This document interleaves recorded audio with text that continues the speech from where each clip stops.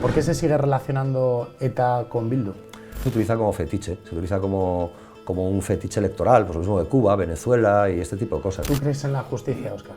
No creo, aun con todas sus imperfecciones, que haya un sistema mejor para articular la convivencia que un sistema democrático.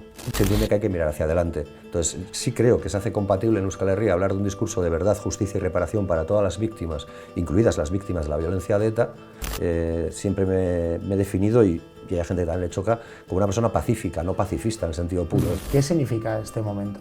Yo creo que nuevos tiempos. ¿Va a haber un gran pacto en vivienda? No podemos aceptar que la vivienda sea un lujo o un privilegio al alcance de unos pocos y un calvario para la mayoría de la gente que no ve cómo llegar a fin de mes. Pero no se trata de hacer un discurso contra los propietarios. ¿Prefieres irte pronto entonces? No tengo ningún problema. O sea, nunca pensé que iba a ser parlamentario vasco, nunca pensé que iba a ser diputado, nunca pensé que iba a tener una cierta referencialidad en tanta gente. ¿Hasta cuándo crees que va a haber legislatura? Hasta cuándo va a haber legislatura es complicado tenerlo claro.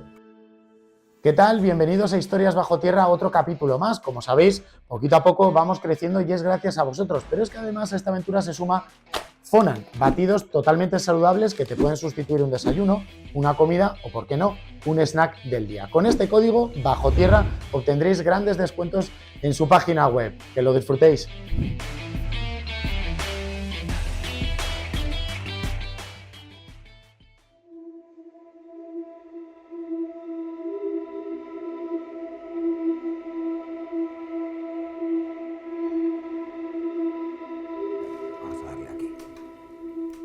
Óscar Matute, diputado de Bildu en el Congreso, bienvenido. Bien hallado, que se dice, ¿no? Muy bien, oye, muchas gracias por acompañarnos en Historias Bajo Tierra. Para quien no te conozca, bueno, tú eres de Baracaldo, estudiaste Ciencias Económicas, Empresariales. Además también, digamos que estuviste una etapa en el Parlamento Vasco y tus inicios un poco en la política podríamos decir que es en esa insumisión del servicio militar obligatorio. Antes de nada, Óscar, siempre nuestros invitados definen el éxito. ¿Para ti qué es el éxito? Digamos que no obsesiona demasiado vivir con el éxito, porque yo creo que el éxito lo miden los demás. Y al final hay gente que probablemente es muy exitosa, pero es sorprendentemente infeliz. Entonces yo no me preocupo demasiado en medir las escalas de éxito. Intento vivir lo más feliz que puedo e intentar hacer lo más feliz que puedo a la gente que tengo alrededor. Es decir, que no me soporten, sino que convivan conmigo. Y a partir de ahí la verdad es que no me obsesiona demasiado. Es que no soy muy fetichista, ni soy tampoco mitómano, ni nada por el estilo. Entonces, bueno, no le doy demasiado valor. No mido a las personas, ni me relaciono con las personas en función del éxito que tienen y de lo que casi por osmosis se me pueda pegar o no pegar. Fíjate, pues es una respuesta bastante única, Óscar, pero para ti igual el éxito está relacionado con la felicidad o... Sin duda. Al final, ¿de qué te sirve tener mucho si no puedes disfrutarlo como quisieras? ¿De qué te sirve disponer del reconocimiento de muchos si no te soportas? Y eso yo creo que, por desgracia, lo vemos mucho, ¿no? Con estas vidas que permanecen ocultas, pero que en algún momento se escarban y que de repente pues asoman infelicidad, ¿no? Y pues un tránsito vital que yo creo que no quiere nadie. Entonces, para mí, yo creo que el éxito radica en ser honesto contigo mismo, con la gente que te rodea y en intentar ser feliz, claro. Y a lo largo de tu trayectoria política, podríamos decir, ¿hay algún motor emocional que te ha impulsado, que te ha acompañado en este camino? Sí, sobre todo la búsqueda de la justicia. Al final siempre he sido muy consciente, quizás porque yo nací en Baracaldo, pero digamos que los 30 primeros años de mi vida los viví en un barrio obrero de Bilbao, porque en Baracaldo nacíamos todo Vizcaya, prácticamente, en el Hospital de Cruces, por lo menos los que tenemos que ir a la pública, igual alguno se podía permitir nacer en otro lado, pero no era mi caso. Y en un barrio obrero, pues yo creo que te das mucha cuenta de la desigualdad, te das mucha cuenta de lo injusto que es la vida para mucha gente por el mero hecho de disponer de menos recursos, ¿no? Y de menos posibilidades de alcanzar sus metas. Y yo creo que siempre me he movido ahí, un poco en la lógica de disección entre lo que es justo y lo que es injusto y tomándoseme partido por erradicar la injusticia, ¿no? Y por hacer frente a aquello que me parecía injusto. Justamente ahora que hablabas de injusticia y la actualidad también lo marca en cierta manera, ¿qué opinión te merece la sentencia del fiscal general del Estado? Porque hay muchos que hablan de injusto o de justo. ¿Para ti qué significa?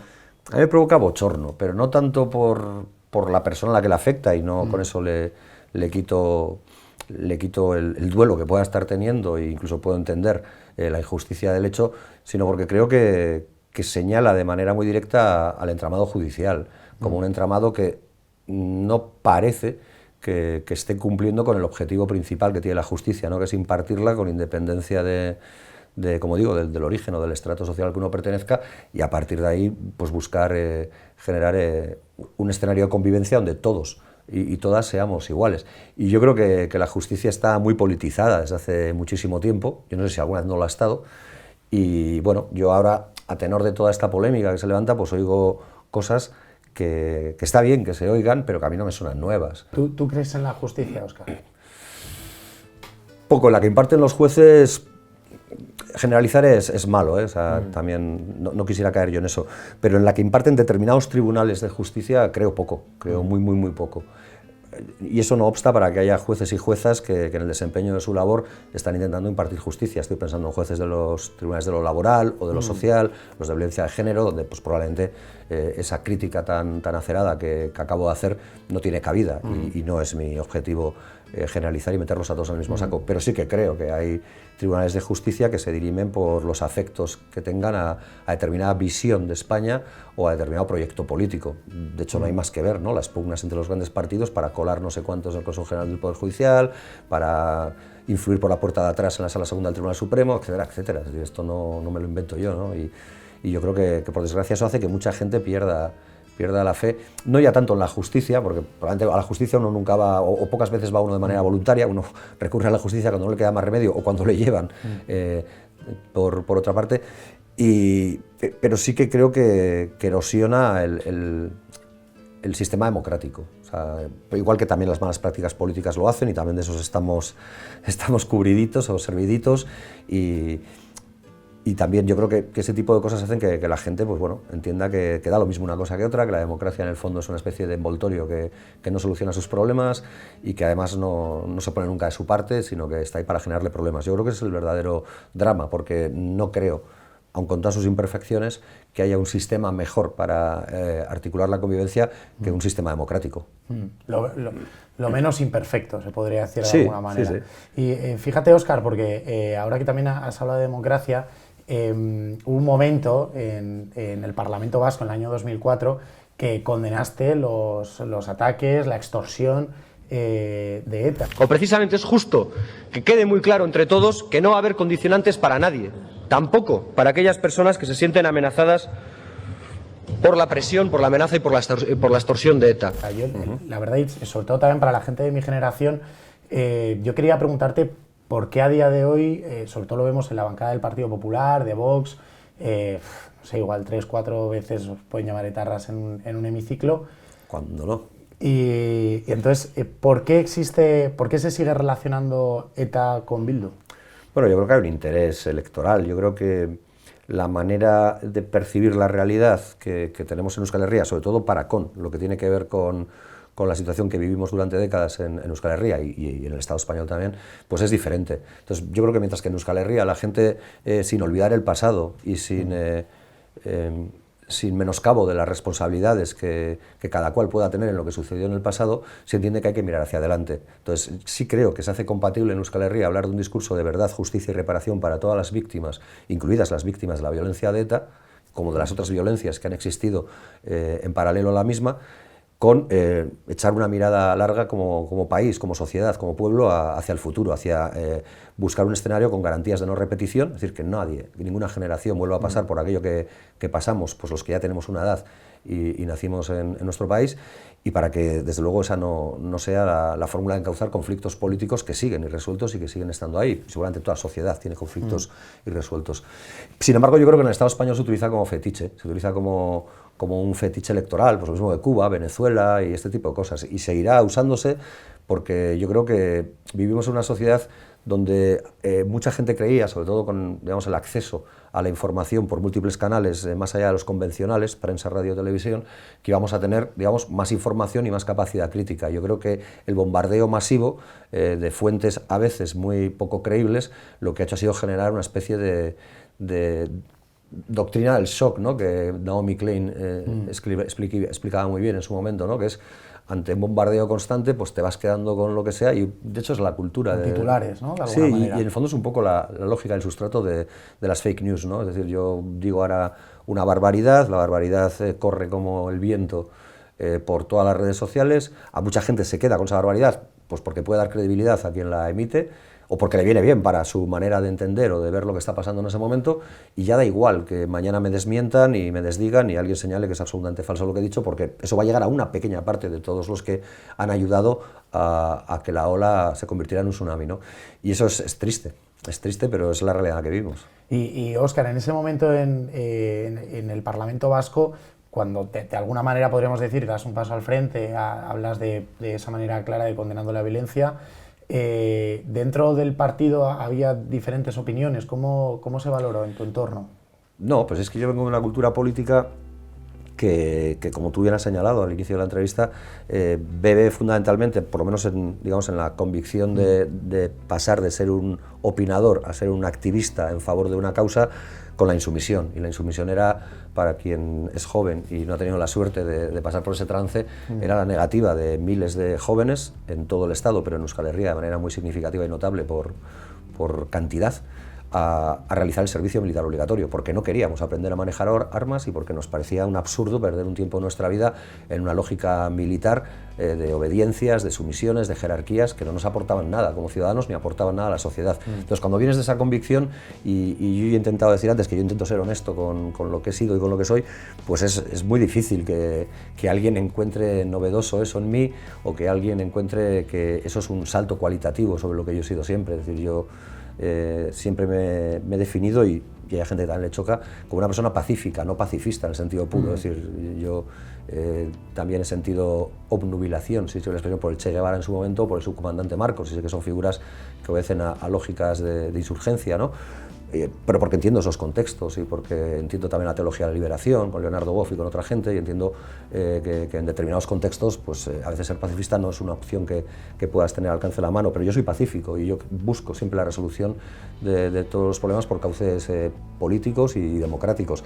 Entonces no supuso ningún revuelo. Yo empecé a militar, digamos, en la insumisión cuando decidí que mi visión sobre el servicio militar obligatorio y sobre la lógica militar no se acababa solo ahí, sino que obedecía a una lectura de un mundo y de un orden de cosas diferente. Empecé a militar en la izquierda vasca, en mi caso en Ezker Batua, Izquierda Unida, y dentro de ellos en una corriente que se llama Ekaitza Taldea, que igual era el ala más soberanista o favorable a la autodeterminación que existía dentro.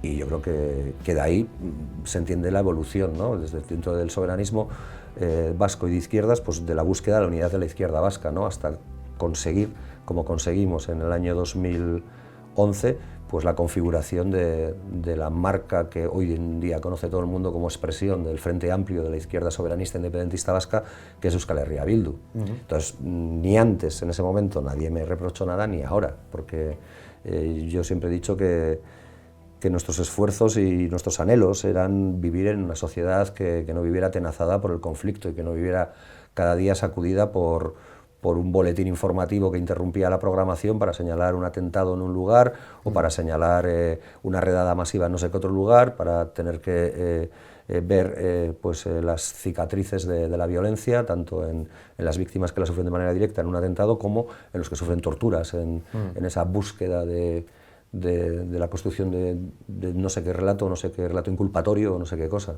Y de todos ha habido, y yo no sé, seguramente, estoy convencido de que no soy el único, porque Euskal Herria no es una dimensión poblacional enorme. O sea, todos conocemos esas realidades poniéndoles nombres, apellidos, caras y ojos. Ahora habías mencionado la palabra lugares, y bueno, al final la Cámara Baja representa esa soberanía nacional, y hay un momento en el que en la Comisión de Investigación de la Dana tú preguntas a Carlos Mazón, el expresidente de la Generalitat. Señor Mazón, ¿usted sabe lo que es el FOMO o sentir FOMO? Démelo. Es el miedo a perderse algo. Es una expresión que utiliza la gente joven para señalar el miedo a perderse algo. Es la obligación de estar en un lugar aunque no le resulte placentero. Es lo que a mí me está pasando hoy al verle a usted y sobre todo sosteniendo el discurso que está sosteniendo. Pero ojalá usted hubiera tenido FOMO el 29 de octubre y no nos encontraríamos con la realidad dramática que hoy le hace venir aquí. Claro, ¿hasta qué punto un partido que pretende la independencia de Euskadi le puede interesar, por ejemplo, la justicia que se haga sobre las víctimas, ¿no? que han padecido esa mala gestión tanto del gobierno central como de la Generalitat, ¿no? Entonces, ¿hasta qué punto la función de H. Bildu en el Congreso también vela por los intereses no solo de los vascos, sino de otras personas? Por solidaridad, por una cosa que en la izquierda siempre hemos llamado el internacionalismo. Es decir, yo no renuncio a mi patria y no quiero que se pisotee a mi patria, pero no quiero imponer mi patria pisando a nadie. Y creo que además lo que me une con un trabajador o con una trabajadora de Valencia o de Andalucía o de Extremadura es mucho más de lo que me une con un empresario de Neguri, que es la parte, digamos, así como más emblemática en lo que tiene que ver con la riqueza en mi país. No lo entiendo de otra manera, nunca lo he entendido. Y precisamente la idea que abanderéis de República Vasca, ¿crees que se va a producir en algún momento un referéndum? Hombre, yo espero que sí, lo que no puedo decir es cuándo. Fíjate, yo me acuerdo cuando era joven, cuando era muy joven, con 15, 16 años, y te empiezas a plantear cosas, te empiezas a preguntar cosas, y vas a ser muy consciente del mundo en el que vives y de la realidad en la que operas, yo me preguntaba si algún día veríamos un escenario en el que la violencia no fuera la cotidianidad de nuestras vidas, y me parecía que nunca lo íbamos a ver, que siempre tendríamos que vivir con eso. Y sin embargo se consiguió. Entonces, ¿por qué no vamos a conseguir algún día que el pueblo vasco pueda expresarse libre y democráticamente, y ojalá que sea de manera pactada y de manera acordada con las garantías y las salvedades que haya que hacer dentro de las lógicas en las que actuamos, para poder ejercer su derecho a decidir, porque en el fondo no pedimos otra cosa, ¿no? Y yo al final siempre creo que el principal motor de cualquier causa noble es la libertad. La libertad de poder ser lo que tú quieras ser, la libertad de poder llegar a donde tú quieras llegar y la libertad de poder tomar tú tus propias decisiones sin que otros y otras las tomen por ti. Pues si eso lo pienso como persona y es algo que siempre me ha inspirado en lo que hago, pues también pienso que como pueblo, ni mejor ni peor que otros, pero como pueblo vasco, con una identidad, con una cultura, con una voluntad de permanecer en el tiempo, pues tenemos que ser capaces de encontrar la fórmula que nos permita poder decidir, y en ese caso, pues bueno, pues mi posición a día de hoy, y creo que va a seguir siendo así, es muy clara. Querré crear una república vasca soberana, libre, independiente, de mujeres y hombres libres e iguales, pero igualmente aceptaré el resultado de las urnas y aceptaré que otra gente en mi propio pueblo pues pueda querer mantener otro tipo de lazos o vínculos con el actual Estado español o con cualquiera que sea la fórmula. Está muy chula esta conversación porque salen palabras muy bonitas como democracia, como la palabra, ¿no? En ese sentido. Y también hay una pregunta que nos hacemos muchas veces de un poco la relación que puede haber detrás del hemiciclo, o sea, en los pasillos, en la cafetería. Te voy a poner un ejemplo. Sí. Borja Semper, por ejemplo, y le mandamos un abrazo que ya ha puesto ahí en X, que estaba mejorando en esa lucha que tiene. ¿Cómo es tu relación con otros diputados que igual tienen una visión totalmente contraria a la tuya? Por ejemplo, con Borja Semper podrías tomarte un café y iros a cenar. Sí, y de hecho creo que hace muchos años lo he tomado, ¿sabes? Porque yo coincidí con Borja Semper en el Parlamento Vasco, cuando él era parlamentario vasco por el Partido Popular y yo parlamentario vasco por Ezker Batua. Y yo recuerdo algún viaje que en comisión parlamentaria nos tocó realizar, por ejemplo, el Fitur a Madrid. O sea, que es muy probable que esos cafés, aunque no tengo ahora mismo la imagen precisa del momento, se hayan podido dar, porque en esas comisiones o en esos viajes de comisión parlamentaria que haces, pues te alojas en el mismo hotel, pues te recoge el autobús a la misma hora, pues te llevan en el, digamos, en el programa, en el itinerario a los mismos sitios, y seguramente habremos coincidido. Y a mí sí que me, y le mando un saludo desde aquí, porque es verdad que no nos prodigamos mucho en redes en estas cosas, y los vascos somos austeros a la hora de expresar la emocionalidad o la emotividad, y bueno, no lo hacemos mucho. Pero como digo, a mí me sorprende mucho que gente que he conocido en el Parlamento de Gasteiz y con la que el Parlamento Vasco, y con la que he hablado con naturalidad, y bueno, pues sin otro afán que el de la buena educación, tampoco busco más que eso, pues aquí sea más difícil hacerlo, pues porque bueno, las cámaras lo captan todo, porque seguramente los jefes de sus partidos les pueden llegar a decir o reprochar determinada imagen que alguien pueda utilizar para determinados propósitos y tal, ¿no? Entonces, bueno, pues eso me apena un poco. Pero luego también quiero ser sincero, o sea, yo también no finjo, o sea, yo cuando me enojo en la tribuna, y aunque intento no perder las formas y no faltar al respeto en lo personal, porque intento seguir siempre una máxima que me enseñó una persona también muy sabia de la izquierda vasca, que venía de la extrema izquierda vasca, que era que a las personas se las respeta y las ideas se combate. Entonces yo me muevo siempre en esos carriles, ¿no? Entonces probablemente yo no pierdo las formas o no entro en el agravio personal de manera directa con nadie, pero soy honesto. Es decir, yo si algo desapruebo y si hay algo que me produce verdadero rechazo, no me surge luego salir del hemiciclo y compadrear con él como si hubiéramos hecho papeles en una obra de teatro. No, digamos que llevo muy dentro tanto mis afectos como mis desafectos. No me impide ser lo puedo hacer sin ser mal educado, pero no finjo. Yo creo que también al final es la misma persona, el diputado, el que ocupa ese escaño con bueno, el que está en la calle en su tiempo libre, o sea que las emociones están en todos lados. Te quiero enseñar una imagen y a ver qué te transmite. A ver. Bueno, van a ser dos, pero vamos por la primera.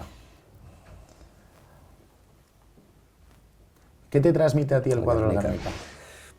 Es un cuadro que más allá de la capacidad que uno tenga para receptar el mensaje del cuadro y la calidad artística que pueda tener, que ya hay otra gente que sabe muchísimo más que yo, que se la ha dado y muy alta, yo creo que entronca mucho con nuestro país, con Euskal Herria. Es decir, lo hizo un malagueño, como Pablo Picasso, pero yo creo que captó bien el dolor de ese bombardeo de la aviación nazi sobre un pueblo como el de Guernica, donde se puso en pie a modo experimental lo que luego se llevó a efecto en la Segunda Guerra Mundial del exterminio pues, masivo, en ese caso de una población como la de Guernica, y creo que con el paso del tiempo, de las décadas, pues forma parte de la historia de nuestro pueblo. Yo creo que es difícil entender ahora mismo, no ya solo Guernica o la Casa de Juntas o el propio pueblo de Guernica sin el Guernica de Picasso, sino que yo creo que el pueblo vasco no se entendería tan bien como es ahora sin ese cuadro.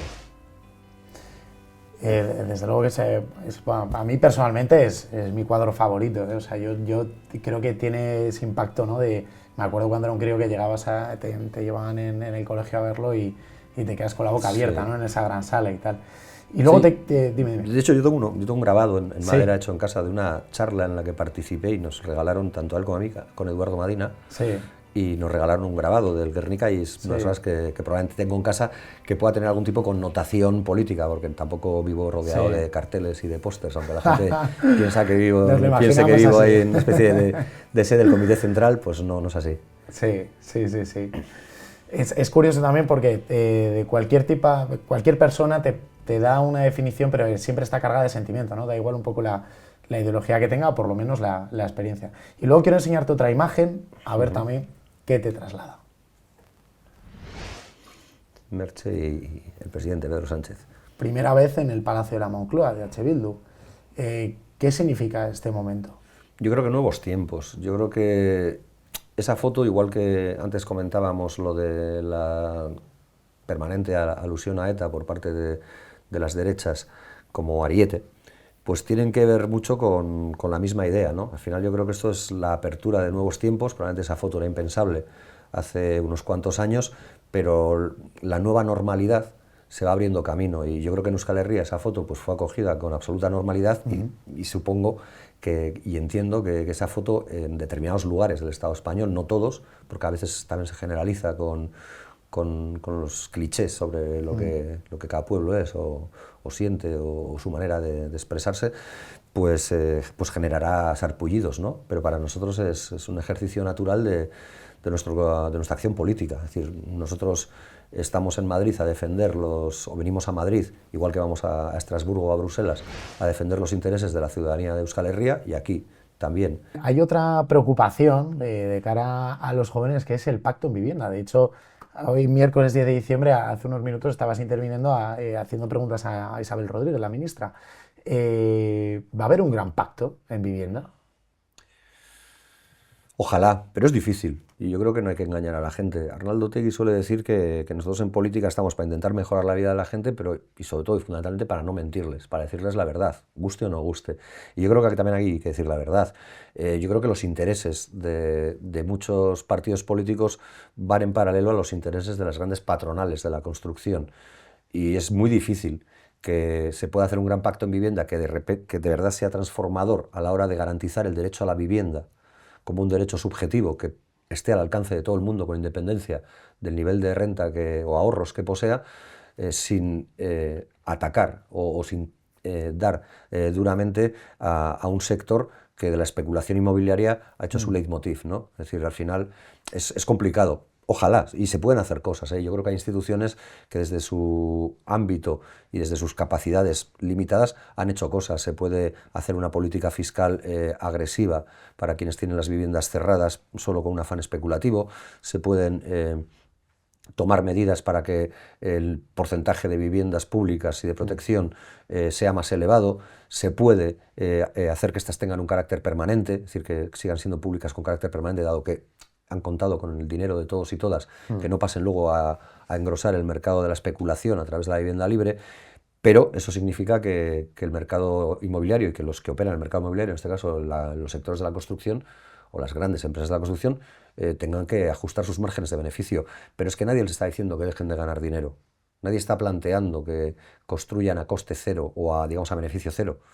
Aquí lo que se está diciendo es que, como en otros ámbitos de la economía, los beneficios estén limitados, que no podemos aceptar que la vivienda sea un lujo o un privilegio al alcance de unos pocos y un calvario para la mayoría de la gente que no ve cómo llegar a fin de mes o no ve cómo optar a una vivienda cerca de su lugar de trabajo o cerca del lugar en el que desea vivir, o incluso optar a una vivienda sea donde fuere. Entonces, yo creo que ahí hay que ser claro. O sea, hay gente que ha entendido que la vivienda es una especie de valor refugio, como el oro. Es un valor seguro, invierto en ladrillo y ahí se queda. Claro, mucha gente tiene una segunda vivienda, sí, o pero si no viven pasa de esas nada. rentas también. Sí, se puede tener una segunda vivienda y una tercera vivienda, si no hay ningún problema. El problema viene cuando tienes un afán especulativo con esa lógica de acaparación de viviendas. A mí que haya gente que tiene más de una vivienda o de dos o de tres no me preocupa, per se. Porque si con esas viviendas lo que hacen es ponerlas a alquileres justos, pues pueden estar haciendo una buena labor. Si deciden que no necesitan ganar tanto para ganar dinero, no me parece que lo estén haciendo mal.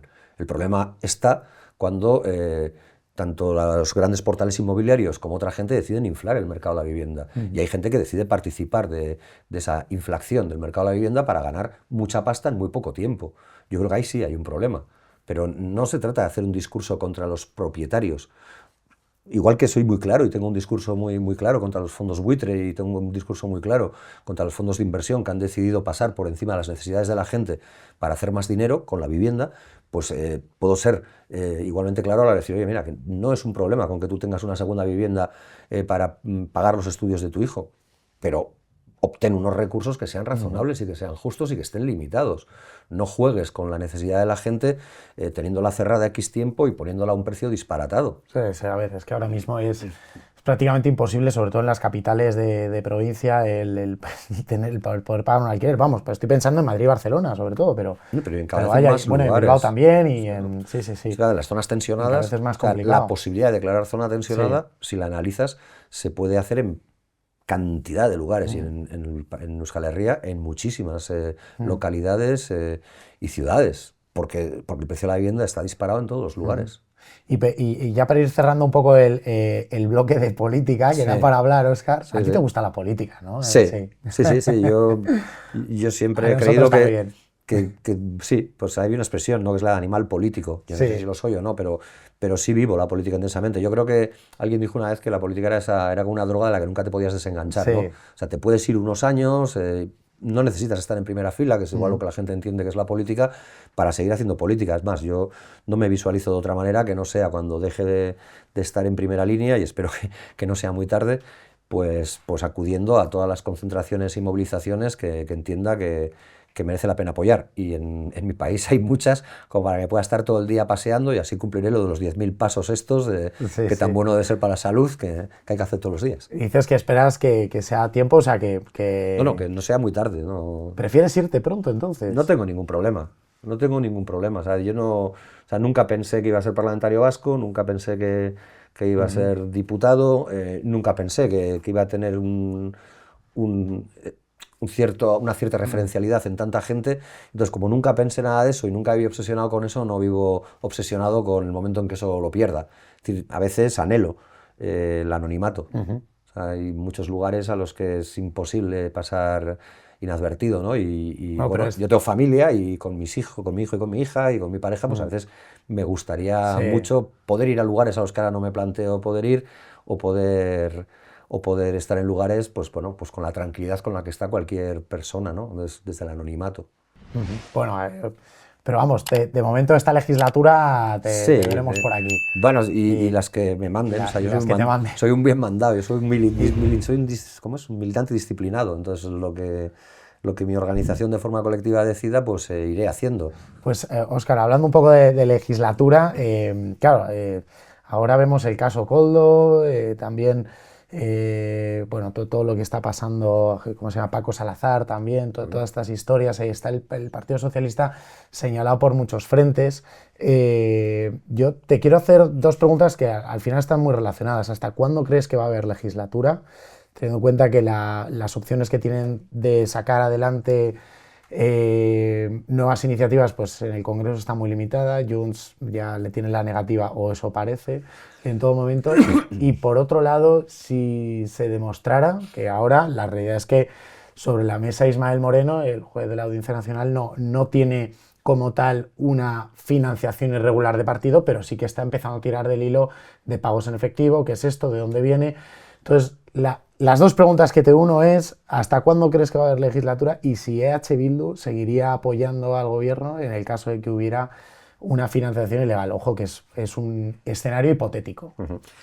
¿Hasta cuándo va a haber legislatura? Es complicado tenerlo claro. Es decir, todo el mundo se fija en las dificultades que puede tener el gobierno para llevar adelante proyectos de ley, ya sea los presupuestos, que quizás es más referencial, o cualquier otro. Pero poca gente presta atención a las dificultades que tendría cualquiera de las fuerzas que apoyó a este gobierno para apoyar a PP y Vox en una moción de censura, por ejemplo. No saldría, claro, a día de hoy. No veo yo ni a Junts ni al PNV, por ejemplo, por citar dos fuerzas, porque desde luego no veo a Euskal Herria Bildu uniendo sus votos al PP y Vox.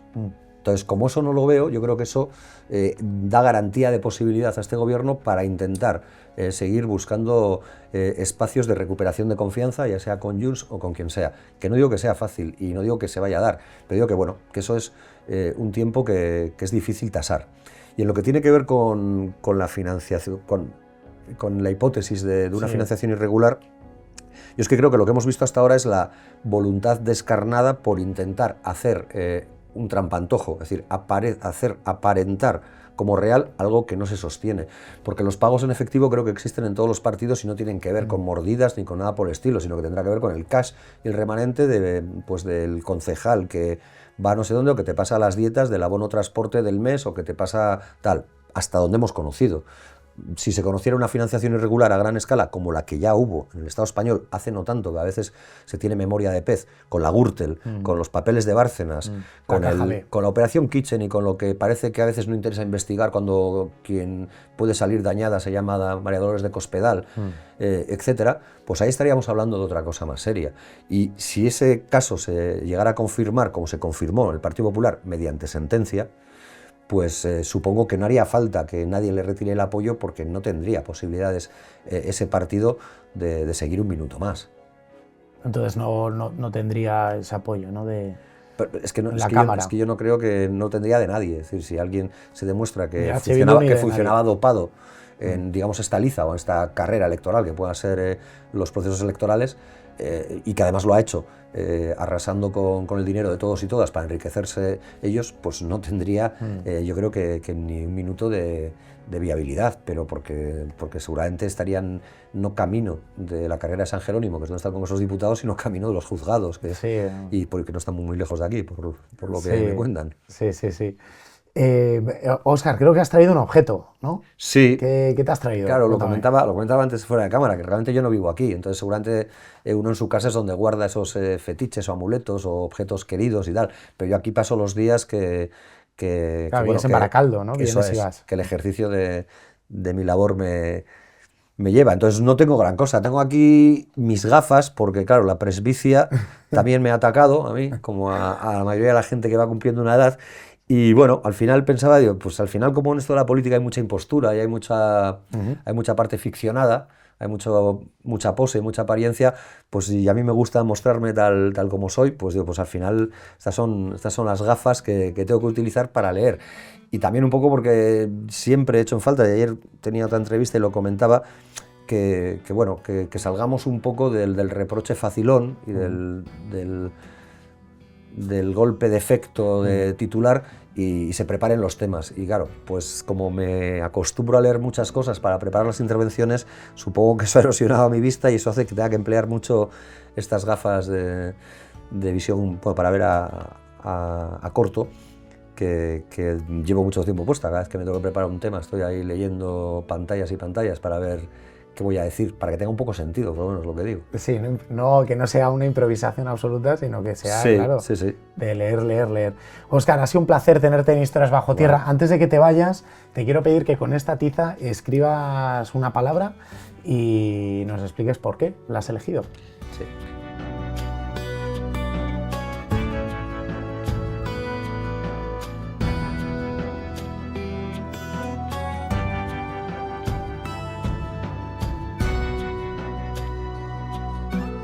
Pues he elegido una palabra que muchas veces se oye en nuestro país, porque siempre nos toca reivindicar muchas cosas, y que es asque.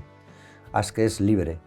Y yo creo que entronca un poco con buena parte de las cosas que hemos hablado, con la voluntad y la determinación de ser libre, de pelear contra los obstáculos que la vida te pone por delante para conseguir ser libre. Libre en el sentido más amplio de la palabra, ¿no? Como decía en su día Julio Anguita, libre no solo para poder tomar algo, aunque sea unas cañas y en Madrid, sino libre para poder decidir sobre tu tiempo, para poder decidir sobre tu vida, libre para poder trabajar en lo que te guste y para no ser explotado por nadie, ¿no?